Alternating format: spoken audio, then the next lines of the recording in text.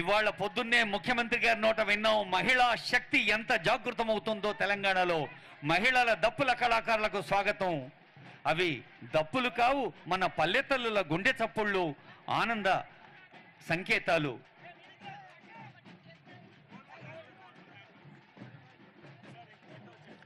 ఆ దప్పుల వెనకే ఘట విన్యాసం.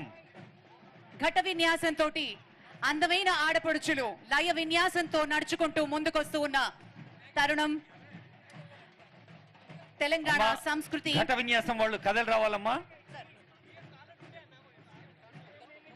ఒక్కసారి చూడండి, ఆ తల్లులు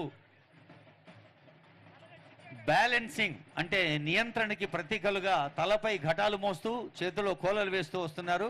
అదిగో ఒగ్గుడోళ్ల విన్యాసం.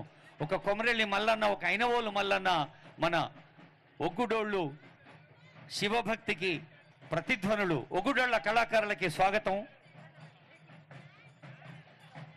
Janagama CH Ravikumar Ustad Bismillah Khan award. Ustad Bismillah Khan awardee Shri Ravikumar garu Jangaon నుంచి ఒగ్గుటోలు విన్యాసాన్ని చేస్తున్నటువంటి కళాకారులకి చప్పట్లు. వేగంగా కళాకారులు